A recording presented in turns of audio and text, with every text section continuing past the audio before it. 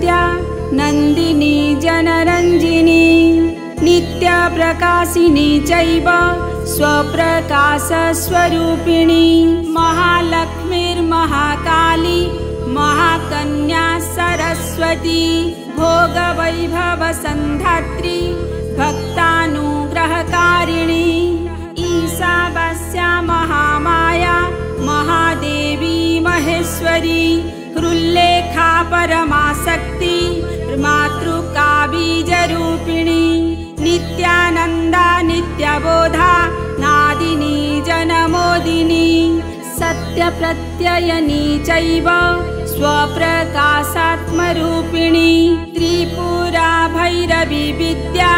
हंसा बागीश्वरी शिवा वाग्देवी च महारात्री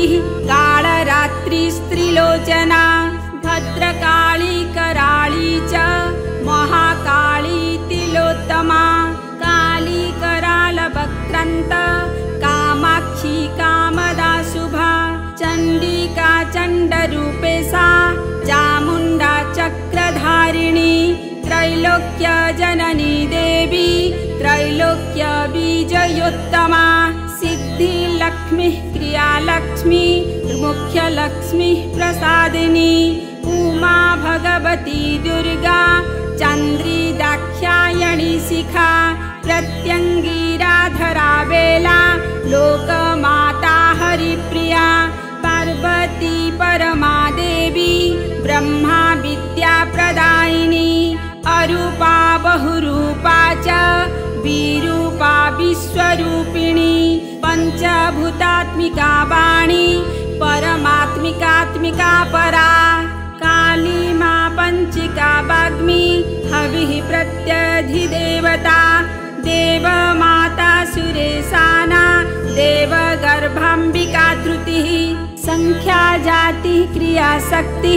प्रकृति मोहिनी मही यज्ञ विद्या महाविद्या गुह्या विद्या विभावरी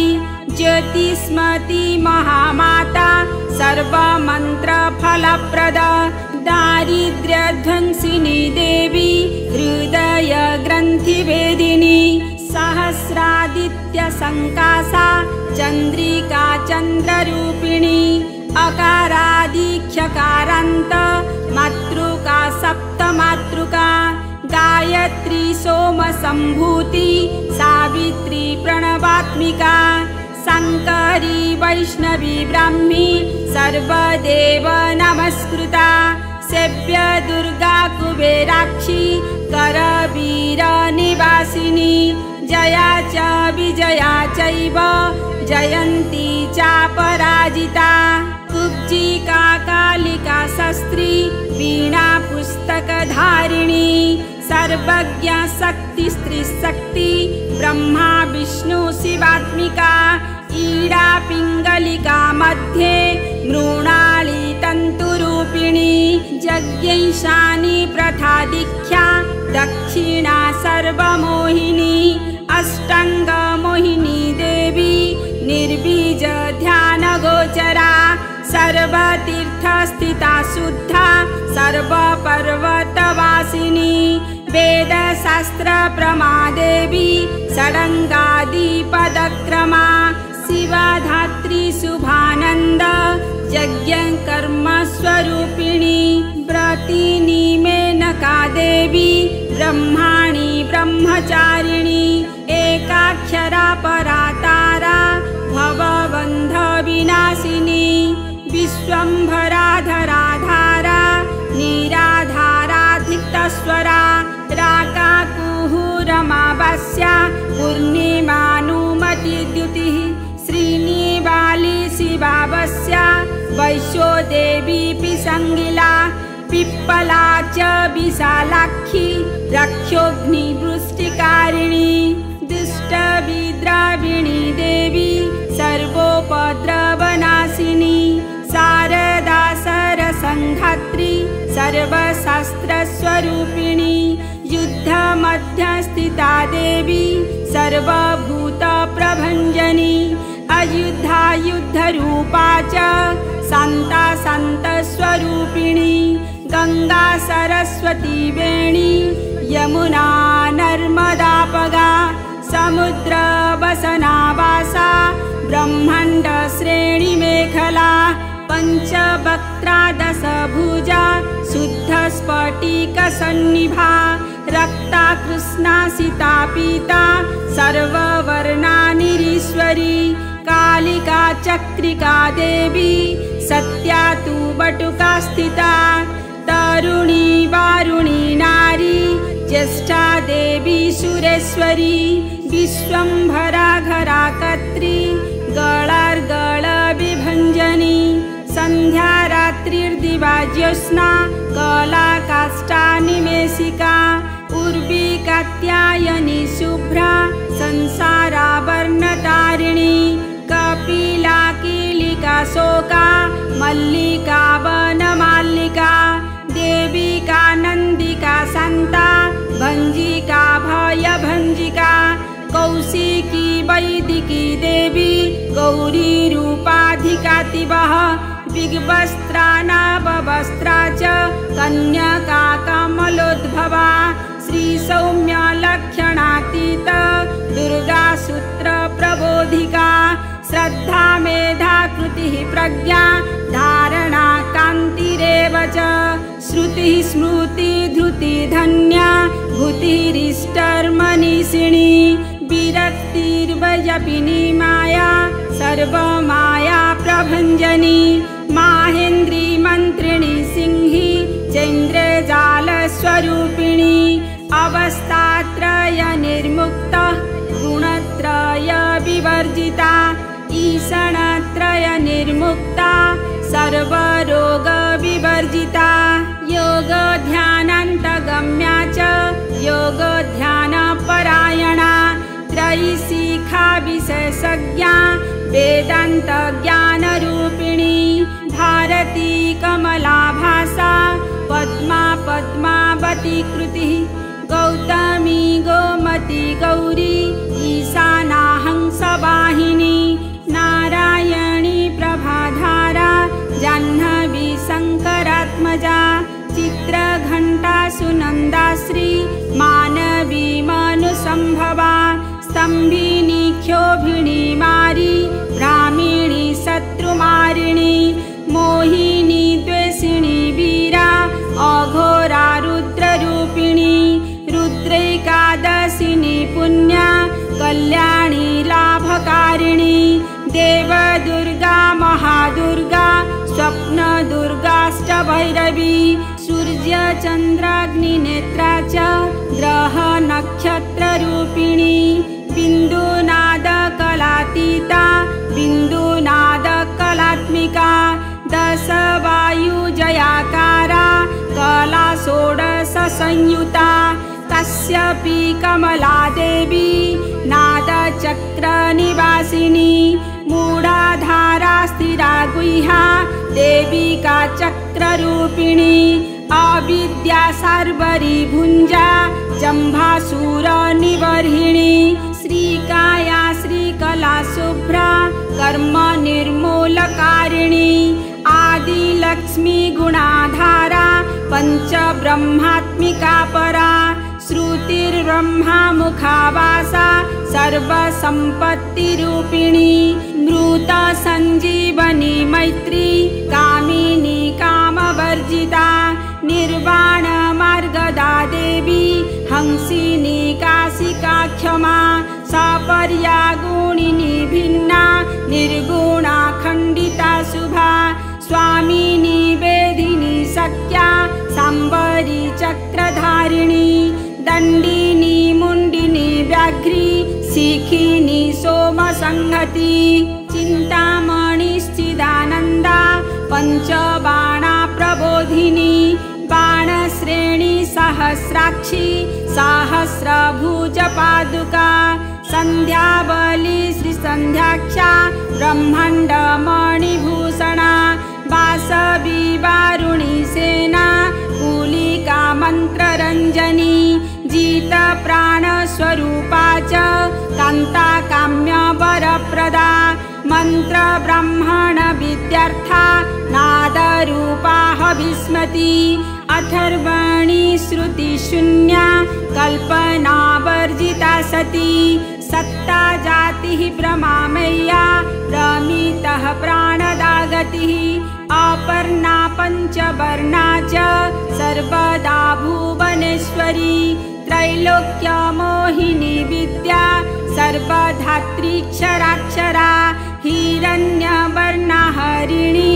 सर्वोपद्रवनाशिनी कैवल्यपदविरेखा सूर्यमण्डलसंस्थिता सोममण्डलमध्यस्था वह्निमण्डलसंस्थिता वायुमण्डलमध्यस्था व्योममण्डलसंस्थिता चक्रिका चक्रमध्यस्था चक्रमार्गप्रवर्तिनी कोकिलाकुलचक्रे सा वक्ष्यतिः पङ्क्तिपावनी सर्वसिद्धान्तमार्गस्त्या षड्वर्णावरवर्जिता शतरुद्रहराहन्त्री सर्वसंहारकारिणी पुरुषा पौरुषी तुष्टि सर्वतन्त्रप्रसूतिका अर्धनारीश्वरी देवी सर्वविद्याप्रदायिनी भार्गवी याजुषी विद्या सर्वापनिषदा स्थिता व्योमकेशाखिलप्राणा पञ्चकोशविलक्षणा पञ्चकोशात्मिका प्रत्यक् पञ्चब्रह्मात्मिका शिवा जगज्जराजनत्री च पञ्चकर्मप्रसूतिका वाग्देव्याभरणाकारा सर्वकाम्यस्थिता स्थितिः अष्टादशचतुष्षष्टि पीठिका विद्यया युता कालिकाकर्षणश्यामा यक्षिणी किन्नरेश्वरी केतकी मल्लिका शोका वाराही धरिणी ध्रुवा नारसिंही मोहग्रस्या भक्तानामार्तिनाशिनी अन्तर्बला स्थिरा लक्ष्मीर्जरामरणनाशिनी त्रिरञ्जिता महाकाया सोमसूर्याग्निलोचना आदितिर्देवमाता च अष्टपुत्राष्टयोगिनी अष्टप्रकृतिरष्टाष्ट बिभ्राजदीकृताकृतिः दुर्भिक्षध्वंसिनी देवी सीता सत्या च रुक्मिणी ख्यातिजा भार्गवी देवी देवयोनि सप्तस्विनी शाकम्भरी महाशोणा गरुडोपरि संस्थिता सिंहगा व्याघ्रगा देवी वायुगा च महान्द्रिगा अकारादिख्यकारान्त सर्वविद्याधिदेवता मन्त्रव्याख्याननिपुणा ज्योतिर्शास्त्रैकलोचना ईडा पिङ्गालिका मध्या सुषुम्ना ग्रन्थभेदिनी कालचक्राश्रयोपेता कालचक्रस्वरूपिणी वैशारदीमतिश्रेष्ठा वरिष्ठा सर्वदीपिका वैनायकी वरारोहा शोणिवेला बहिर्दला जम्भिनी जृम्भिणी जृम्भ कारिणी गणकारिका सरभिचक्रिकानन्ता सर्वव्याधिचिकित्सका देवकी देवसङ्कासा वारिधिः करुणाकरा सर्वरी सर्वसम्पन्ना सर्वपापप्रभञ्जनी एकमात्रा द्विमात्रा च त्रिमात्रा च तथा परा अर्धमात्रा परा सूक्ष्मा सूक्ष्मार्थार्थ परा परा एकवीरा विशेषाख्या षष्ठी देवी मनस्विनी नैष्कर्म्या निष्कलालोका ज्ञानकर्माधिका गुणा बन्धुरानन्दसन्दोहा व्योमाकारा निरूपिता गद्यपद्यात्मिका वाणी सर्वालङ्कारसंयुता साधुबन्धपदन्यासा सर्वौका घटिकावलिः षट्कर्मी कर्कसाकारा सर्वकर्म विवर्जिता आदित्यवर्णचापर्णा कामिनी वररूपिणी ब्रह्माणि ब्रह्मसन्तान वेदवागीश्वरी शिवा पुराण न्यायमीमांसा धर्मशास्त्रागमश्रुता सद्यो वेदवती सर्वा हंसी विद्याधिदेवता विश्वेश्वरी जगद्धात्री विश्वनिर्माणकारिणी वैदिकी वेदरूपा च कालिका कालरूपिणी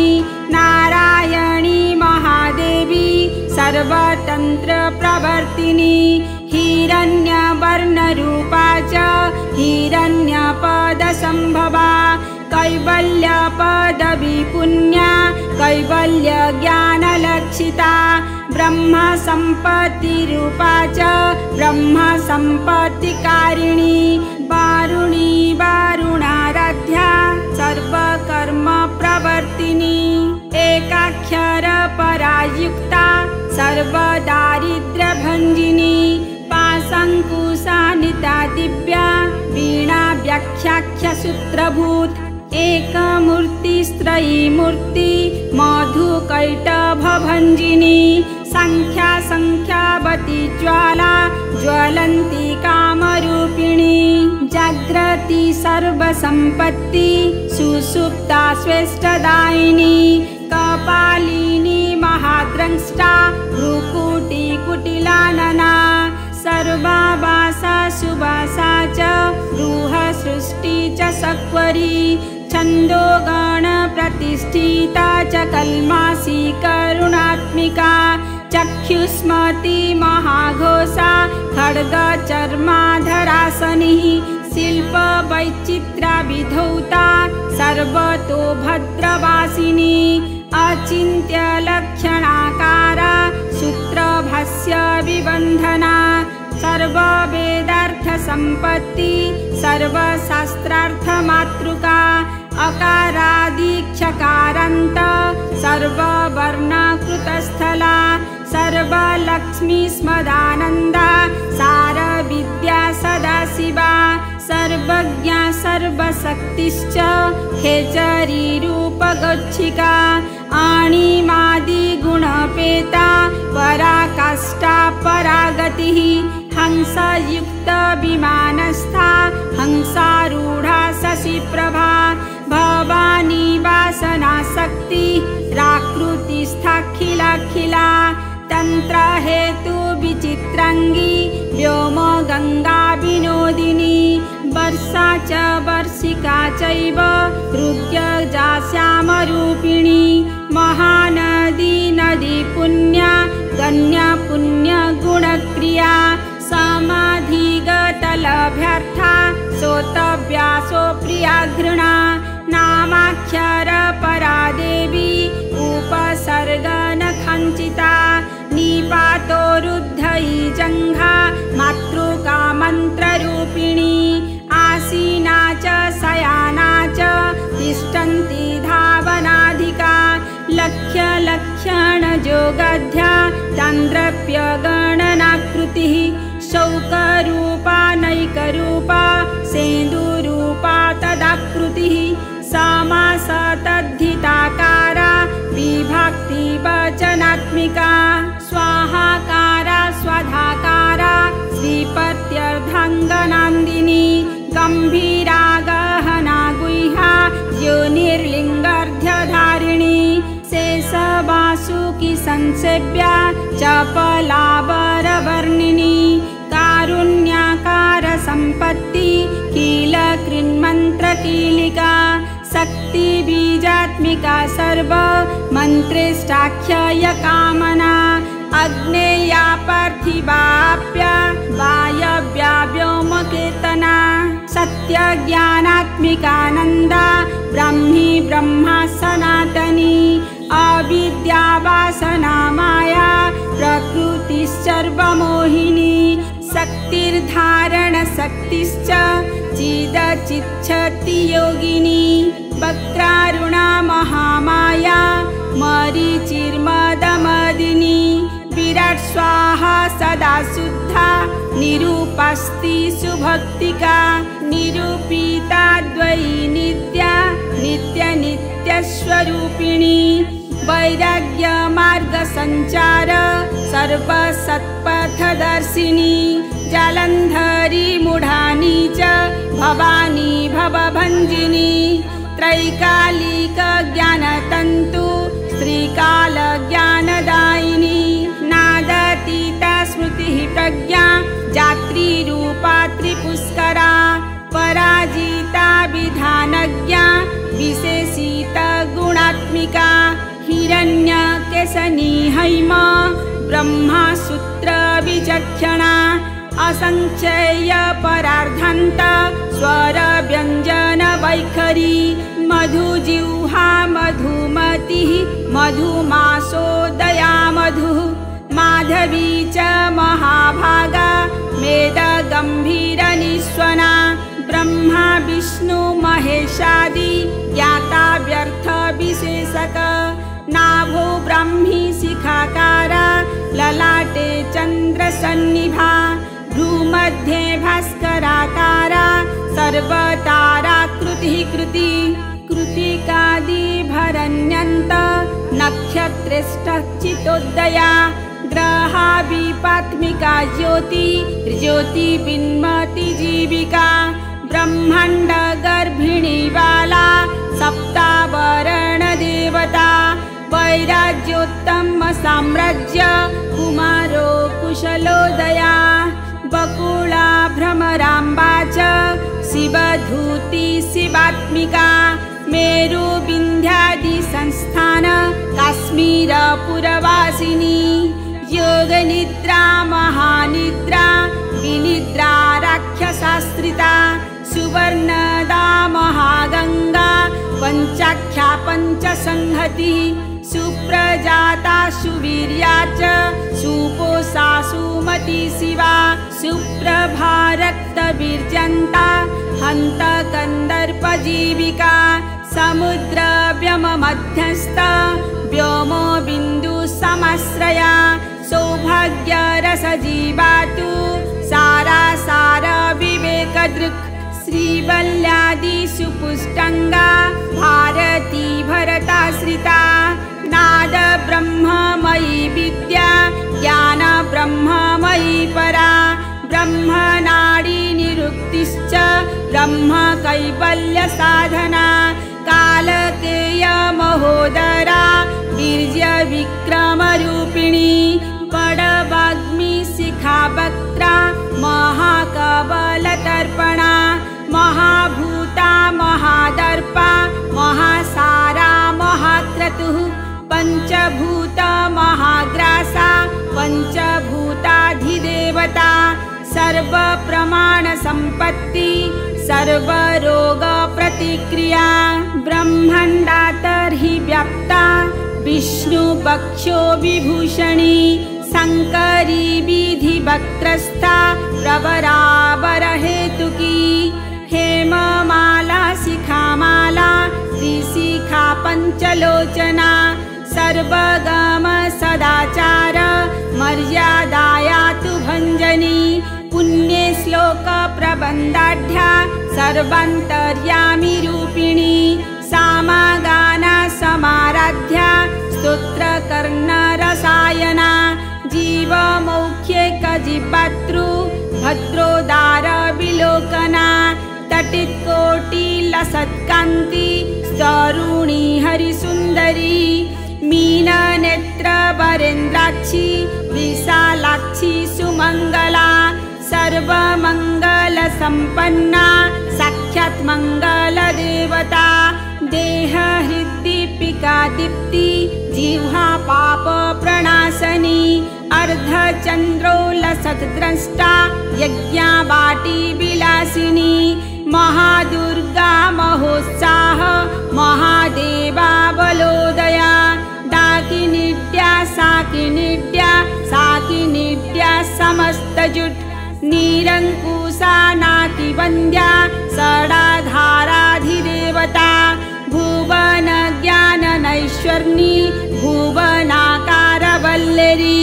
शाश्वती शाश्वताकारा लोकानुग्रहकारिणी सारसी मानसी हंसी हंसलोकप्रदायिनी सुन्दरा कोटिसूर्यसमप्रभा सुखप्राणी शिरोरेखा सददृष्टप्रदायिनी सर्वसंकर्यदोषग्नि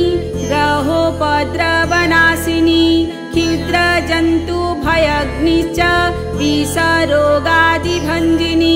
सदा शान्ता सदा शुद्धा गृहछिद्रनिवारिणी कलिदोषप्रशमनी कोलाभरपुरस्थिता गौरी लक्षणकी मुखा जघन्याकृतिवर्जिता माया विद्या मूलभूता वासवी विष्णुचेतना वादिनी वसुरूपा च पशुरत्नपरिच्छदा छन्दसि चन्द्रहृदया छैताख्य छन्दभैरवी वनमाला वैजयन्ती पञ्चविद्यायुधात्मिका पीताम्बरमयी चञ्चक कौस्तुभाहरिकामिनी नित्या तथ्या रमा रामा रमणी मृत्युभञ्जनी ज्येष्ठा काष्ठा धनिष्ठन्त श्रीरङ्गी निर्गुणप्रिया मैत्रेया मित्रविन्दा च शेषकलाशया वाराणासी वासलभ्य मर्यावर्तजनस्तुता जगदुत्पत्तिसंस्थान संहारत्रयकारणा त्वमम्बा विष्णु सर्वस्वं नमस्तेस्तु महेश्वरी नमस्ते सर्वलोकानां जनन्यै पूर्णमूर्तये सिद्धिर्लक्ष्मी महाकाली महालक्ष्मी नमस्तुते सद्यो जातादि पञ्चाग्नि रूप पञ्चकपञ्चकं यन्त्रलक्ष्मी भवत्यादि रात्यो दे नमो नमः सुस्यादिकरणाकार बीतते दोषवर्जिते जगन्लक्ष्मी जगन्मातः विष्णुपत्नी नमोस्तुते नवकोटि महाशक्ति समुपास्य पदम्बुजे कनक सौवर्ण्य रक्ताढ्ये सर्वाभरणभूषिते अनंत नित्यमहिषी प्रपंचेश्वर नायकी अत्युचित पदान्तस्थे परम व्योम नायकी नागपृष्ठगताराध्ये विष्णुलोकविलासिनी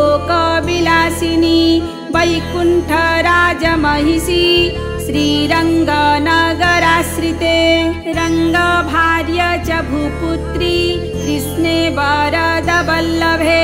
कोटिब्रह्मादिसंसेव्ये कोटिरुद्रादिकीर्तिते मातुलुङ्गमयं खेटं सौवर्णशशङ्क तथा पद्मद्वयं पूर्णकुम्भं कीरं च वरदाभये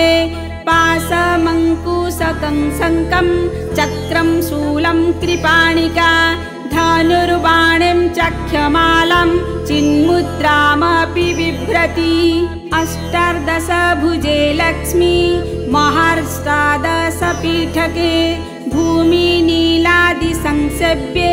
स्वामी चित्तानुवर्तिनी पद्मे पद्मालया पद्म पूर्णकुम्भाभिषेचिते इन्दिरा इन्दिराभाक्षी क्षीरसागरकन्यके भार्गवी त्वं स्वतन्त्रीच्छा वशीकृत जगत्पतिः मङ्गलं मङ्गलानां देवानां च देवता त्वमुत्तमानां च त्वं श्रेयः परमामृतम् धनधान्याभिवृद्धिश्च सार्वभौमसुखश्रया आन्दोलिकादिसौभाग्यं मत्ते भाति महोदयः पुत्रपौत्राभिवृद्धिश्च विद्याभोगबलाधिकम् आयुरारोग्यसम्पत्तिरष्टैश्वर्यं त्वमेव हि परमेश विभूतिश्च सूक्ष्मात् सूक्ष्मः परागतिः सदयापङ्गसन्दत्त ब्रह्मेन्द्रादिपदस्थितिः अव्याहत महाभाग्यं त्वमेवाख्योऽभ्यविक्रमः स समन्वयश्च वेदानां विरोधत्वमेव हि निःश्रेयसपदप्राप्ति साधनं फलमेव च श्रीमन्त्रराजराज्ञी च श्रीविद्याख्यमकारिणी श्रीं बीजजपसन्तुष्टा ऐं ह्रीं श्रीं बीजपालिका प्रपत्तिमार्गसुलभा विष्णुप्रथमकिङ्करी क्लिङ्काराज्यसवित्री च सौमङ्गल्याधिदेवता श्रीषोडक्षरी विद्या श्रीयन्त्रपुरवासिनी सर्वमङ्गल्यमाङ्गल्ये शिवे सर्वार्थसाधिके शरण्ये त्र्यम्बके देवी नारायणी नमोऽस्तुते पुनः पुनर्नमस्तेस्तु साष्टाङ्गमयुतं पुनः। सनत्कुमार उवाच एवं स्तुता महालक्ष्मी ब्रह्मा रुद्रादिभिः सुरैः समभिरातैः दीनैश्च निःसत्त्वे रोगवर्जितैः ज्येष्ठाजुष्टैश्च निःश्रिकैः संसारात् स्वपरायणैः विष्णुपत्नी ददौ तेषां दर्शनं दृष्टितर्पणं शरत्पूर्णेन्दुकोट्याभा धवलापाङ्गवीक्षणोः सर्कसत्त्वसमाविष्टं चक्रे हृष्टावरं ददौ। महालक्ष्मीरुवाच नाम्नां षष्ठसहस्रं मे प्रमादाद्वापि यस्य कृतये तत्कुले सत्यं वसाम्यां चन्द्रतारकं किं पुनर्नियमा जप्तुर्मदेकशरण्यस्य च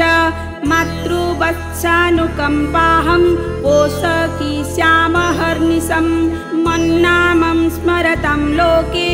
दुर्लभं नास्ति चिन्तितं मत्प्रसादेन सर्वेऽपि स्वस्वैष्टर्थमवाप्स्यथ लुप्तवैष्णवधर्मस्य मद्व्रते स्ववकीर्णनः भक्तिप्रपत्तिहीनस्य बन्ध्यो नाम्नां जपोऽपि मे तस्मादवश्वं तैर्धास्यै विहीनः पापवर्जितः